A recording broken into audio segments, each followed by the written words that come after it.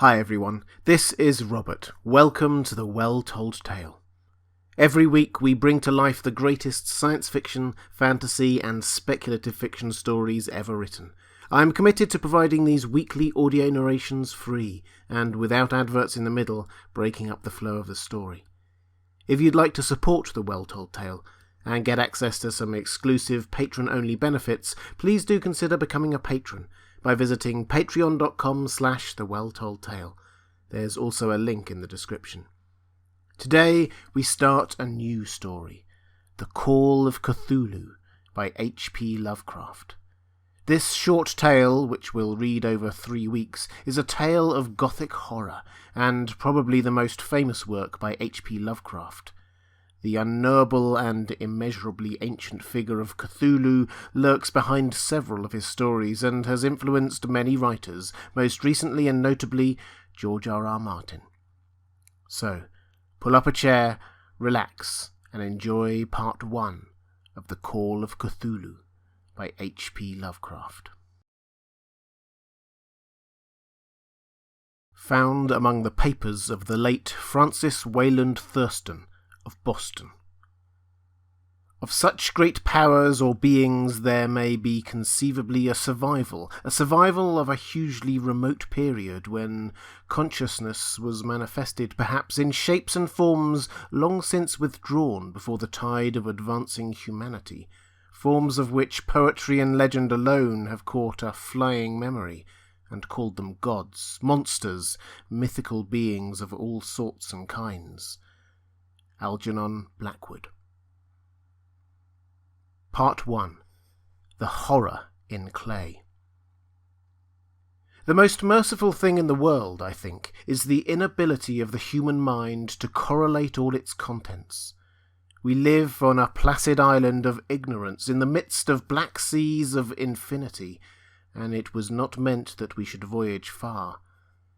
The sciences, each straining in its own direction, have hitherto harmed us little, but some day the piecing together of dissociated knowledge will open up such terrifying vistas of reality, and of our frightful position therein, that we shall either go mad from the revelation, or flee from the deadly light into the peace and safety of a new dark age. Theosophists have guessed at the awesome grandeur of the cosmic cycle wherein our world and human race form transient incidents. They have hinted at strange survivals in terms which would freeze the blood if not masked by a bland optimism. But it is not from them that there came the single glimpse of forbidden eons which chills me when I think of it, and maddens me when I dream of it. That glimpse, like all dread glimpses of truth, flashed out from an accidental piecing together of separated things. In this case, an old newspaper item, and the notes of a dead professor.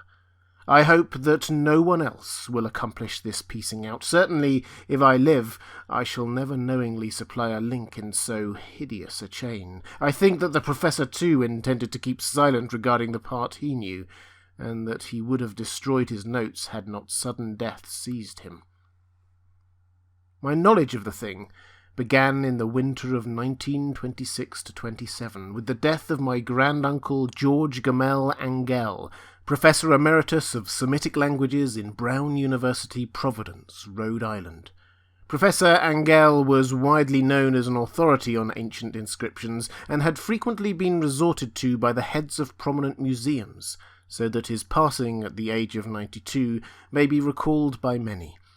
Locally, interest was intensified by the obscurity of the cause of death. The professor had been stricken whilst returning from the Newport boat, falling suddenly, as witnesses said, after having been jostled by a nautical-looking man who had come from one of the queer dark courts on the precipitous hillside which formed a shortcut from the waterfront to the deceased's home in William Street. Physicians were unable to find any visible disorder, but concluded, after perplexed debate, that some obscure lesion of the heart, induced by the brisk ascent of so steep a hill by so elderly a man, was responsible for the end. At the time, I saw no reason to dissent from this dictum, but latterly I am inclined to wonder, and more than wonder. As my granduncle's heir and executioner, for he died a childless widower, I was expected to go over his papers with some thoroughness, and for that purpose moved his entire set of files and boxes to my quarters in Boston. Much of the material which I correlated will be later published by the American Archaeological Society, but there was one box which I found exceedingly puzzling, and which I felt much averse from shewing to other eyes. It had been locked, and I did not find the key till it occurred to me to examine the personal ring which the professor carried always in his pocket. Then indeed I succeeded in opening it, but when I did so seemed only to be confronted by a greater and more closely locked barrier. For what could be the meaning of the queer clay bas-relief and the disjointed jottings, ramblings, and cuttings which I found? Had my uncle, in his latter years, become credulous of the most superficial impostures? I resolved to search out the eccentric sculptor responsible for this apparent disturbance of an old man's peace of mind. The bas-relief was a rough rectangle less than an inch thick and about 5 by 6 inches in area, obviously of modern origin. Its designs, however, were far from modern in atmosphere and suggestion, for although the vagaries of cubism and futurism are many and wild, they do not often reproduce that cryptic regularity which lurks in prehistoric writing. And writing of some kind the bulk of these designs seems certainly to be, though my memory, despite much familiarity with the papers and collections of my uncle, failed in any way to identify this particular species, or even to hint at its remotest affiliations. Above these apparent hieroglyphics was a figure of evidently pictorial intent, although its impressionistic execution forbade a very clear idea of its nature. It seemed to be a sort of monster, or symbol representing a monster, of a form which only a diseased fancy could conceive. If I say that my somewhat extravagant imagination yielded simultaneous pictures of an octopus, a dragon, and a human caricature, I shall not be unfaithful to the spirit of the thing. A pulpy, tentacled head surmounted a grotesque and scaly body with rudimentary wings, but it was the general outline of the whole which made it most shockingly frightful. Behind the figure was a vague suggestion of a cyclopean architectural background. The writing accompanying this oddity was, aside from a stack of press cuttings, in Professor Angel's most recent hand, and made no pretence to literary style. What seemed to be the main document was headed Cthulu Cult, in characters painstakingly printed to avoid the erroneous reading of a word so unheard of. The manuscript was divided into 2 sections, the first of which was headed 1925, Dream and Dream Work of H.A. Wilcox, 7 Thomas Street, Providence, R.I. And the second, Narrative of Inspector John R. Legrasse, 121 Bienville Street, New Orleans, L.A. At 1908 AAS meeting, notings on same, and Professor Webb's account. The other manuscript papers were all brief notes, some of them accounts of the queer dreams of different persons, some of them citations from theosophical books and magazines, notably W. Scott Eliot's Atlantis and the Lost Lemuria, and the rest comments on long-surviving secret societies and hidden cults, with references to passages in such mythological and anthropological sourcebooks as Fraser's Golden Bough and Miss Murray's Witch Cult in Western Europe. The cuttings largely alluded to outre mental illnesses and outbreaks of group folly or mania in the spring of 1925. The first half of the principal manuscript told a very peculiar tale. It appears that on March 1st, 1925, a thin, dark young man of neurotic and excited aspect had called upon Professor Angell bearing the singular clay bas-relief, which was then exceedingly damp and fresh. His card bore the name of Henry Anthony Wilcox, and my uncle had recognised him as the youngest son of an excellent family slightly known to him, who had latterly been studying sculpture at the Rhode Island School of Design, and living alone at the Fleur-de-Lis building near that institution. Wilcox was a precocious youth of known genius but great eccentricity, and had from childhood excited attention through the strange stories and odd dreams he was in the habit of relating. He called himself psychically hypersensitive, but the staid folk of the ancient commercial city dismissed him as merely queer. Never mingling much with his kind, he had dropped gradually from social visibility, and was now known only to a small group of aesthetes from other towns. Even the Providence Art Club, anxious to preserve its conservatism, had found him quite hopeless. On the occasion of the visit, ran the professor's manuscript, the sculptor abruptly asked for the benefit of his host's archaeological knowledge in identifying the hieroglyphics on the bas-relief. He spoke in a dreamy, stilted manner, which suggested pose and alienated sympathy, and my uncle shewed some sharpness in replying, for the conspicuous freshness of the tablet implied kinship with anything but archaeology. Young Wilcox's rejoinder, which impressed my uncle enough to make him recall and record it verbatim, was of a fantastically poetic cast which must have typified his whole conversation, and which I have since found highly characteristic of him.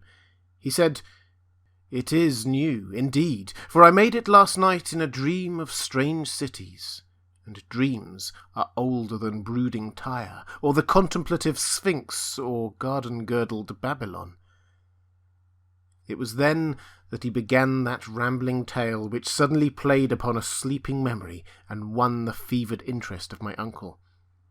There had been a slight earthquake tremor the night before, the most considerable felt in New England for some years, and Wilcox's imagination had been keenly affected. Upon retiring, he had an unprecedented dream of great cyclopean cities of Titan block and sky-flung monoliths, all dreaming with green ooze and sinister with latent horror. Hieroglyphics had covered the walls and pillars, and from some undetermined point below had come a voice that was not a voice. A chaotic sensation which only fancy could transmute into sound, but which he attempted to render by the most unpronounceable jumble of letters. Cthulu Fnagan. This verbal jumble was the key to the recollection which excited and disturbed Professor Angell. He questioned the sculptor with scientific minuteness, and studied with almost frantic intensity the bas-relief on which the youth had found himself working, chilled and clad only in his night-clothes, when waking had stolen bewilderingly over him. My uncle blamed his old age, Wilcox afterwards said, for his slowness in recognizing both hieroglyphics and pictorial design. Many of his questions seemed highly out of place to his visitor, especially those which tried to connect the latter with strange cults or societies, and Wilcox could not understand the repeated promises of silence which he was offered in exchange for an admission of membership in some widespread mystical or paganly religious body. When Professor Angell became convinced that the sculptor was indeed ignorant of any cult or system of cryptic lore, he besieged his visitor with demands for future reports of dreams. This bore regular fruit, for after the first interview, the manuscript records daily calls from the young man, during which he related startling fragments of nocturnal imagery, whose burden was always some terrible cyclopean vista of dark and dripping stone, with a subterrene voice or intelligence shouting monotonously in enigmatical sense impacts, uninscribable save as gibberish. The two sounds most frequently repeated are those rendered by the letters Cthulu and Relie. On 23rd of March, the manuscript continued, Wilcox failed to appear, and inquiries at his quarters revealed that he had been stricken with an obscure sort of fever and taken to the home of his family in Waterman Street. He had cried out in the night, arousing several other artists in the building, and had manifested since then only alternations of unconsciousness and delirium. My uncle at once telephoned the family, and from that time forward kept close watch of the case, calling often at the Thayer Street office of Dr. Toby, whom he learned to be in charge. The youth's febrile mind apparently was dwelling on strange things, and the doctor shuddered now and then as he spoke of them. They included not only a repetition of what he had formerly dreamed, but touched wildly on a gigantic thing miles high, which walked or lumbered about. He at no time fully described this object, but occasional frantic words, as repeated by Dr. Toby, convinced the professor that it must be identical with the nameless monstrosity he had sought to depict in his dream sculpture. Reference to this object, the doctor added, was invariably a prelude to the young man's subsidence into lethargy. His temperature, oddly enough, was not greatly above normal, but his whole condition was otherwise such as to suggest true fever rather than mental disorder. On April the 2nd, at about 3 p.m., every trace of Wilcox's malady suddenly ceased. He sat upright in bed, astonished to find himself at home and completely ignorant of what had happened in dream or reality since the night of March 22nd. Pronounced well by his physician, he returned to his quarters in 3 days, but to Professor Angell he was of no further assistance. All traces of strange dreaming had vanished with his recovery, and my uncle kept no record of his night thoughts after a week of pointless and irrelevant accounts of thoroughly usual visions. Here the first part of the manuscript ended, but references to certain of the scattered notes gave me much material for thought, so much, in fact, that only the ingrained scepticism then forming in my philosophy can account for my continued distrust of the artist. The notes in question were those descriptive of the dreams of various persons covering the same period as that in which young Wilcox had his strange visitations. My uncle, it seems, had quickly instituted a prodigiously far-flung body of inquiries amongst nearly all the friends whom he could question without impertinence, asking for nightly reports of their dreams, and the dates of any notable visions for some time past. The reception of his request seems to have been varied, but he must at the very least have received more responses than any ordinary man could have handled without a secretary. This original correspondence was not preserved, but his notes formed a thorough and really significant digest. Average people in society and business, New England's traditional salt of the earth, gave an almost completely negative result, though scattered cases of uneasy but formless nocturnal impressions appeared here and there, always between March the 23rd and April the 2nd, the period of young Wilcox's delirium. Scientific men were slightly more affected, though 4 cases of vague description suggest fugitive glimpses of strange landscapes, and in one case there is mentioned a dread of something abnormal. It was from the artists and poets that the pertinent answers came, and I knew that panic would have broken loose had they been able to compare notes. As it was, lacking their original letters, I half suspect the compiler of having asked leading questions, or of having edited the correspondence in corroboration of what he had latently resolved to see. That is why I continue to feel that Wilcox, somehow cognizant of the old data which my uncle had possessed, had been imposing on the veteran scientist. These responses from aesthetes told a disturbing tale. From February the 28th to April the 2nd, a large proportion of them had dreamed very bizarre things, the intensity of the dreams being immeasurably the stronger during the period of the sculptor's delirium. Over a fourth of those who reported anything reported scenes and half-sounds not unlike those which Wilcox had described, and some of the dreamers confessed acute fear of the gigantic nameless thing visible towards the last. One case, which the note describes with emphasis, was very sad. The subject, a widely known architect with leanings towards theosophy and occultism, went violently insane on the date of young Wilcox's seizure and expired several months later after incessant screamings to be saved from some escaped denizen of hell. Had my uncle referred to these cases by name instead of merely by number, I should have attempted some corroboration and personal investigation, but as it was, I succeeded in tracing down only a few. All of these, however, bore out the notes in full. I have often wondered if all the objects of the professor's questioning felt as puzzled as did this fraction. It is well that no explanation shall ever reach them. The press cuttings, as I have intimated, touched on cases of panic, mania, and eccentricity during the given period. Professor Angell must have employed a cutting bureau, for the number of extracts was tremendous, and the sources scattered throughout the globe. Here was a nocturnal suicide in London, where a lone sleeper had leaped from a window after a shocking cry. Here, likewise, a rambling letter to the editor of a paper in South America, where a fanatic deduces a dire future from visions he has seen. A dispatch from California describes a theosophist colony as donning white robes en masse for some glorious fulfilment which never arrives, whilst items from India speak guardedly of serious native unrest towards the end of March. Voodoo orgies multiply in Haiti, and African outposts report ominous mutterings.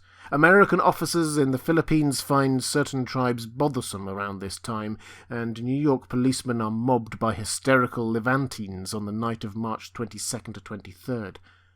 The west of Ireland, too, is full of wild rumour and legendary, and a fantastic painter named Ardois Bonneau hangs a blasphemous dream landscape in the Paris Spring Salon of 1926, and so numerous are the recorded troubles in insane asylums that only a miracle can have stopped the medical fraternity from noting strange parallelisms and drawing mystified conclusions.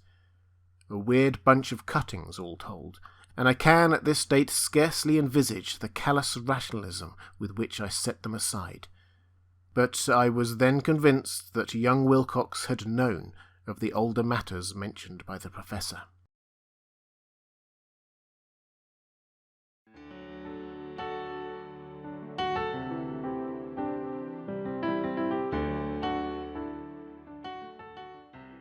And welcome back. I hope you enjoyed this first instalment of The Call of Cthulhu by H.P. Lovecraft. Please do consider becoming a patron of The Well-Told Tale by visiting patreon.com/thewelltoldtale. Your support there will help me keep these weekly episodes free for everyone, and there are also patron-only benefits of signing up. That's all for this time. We'll be back with part 2 of the story next week.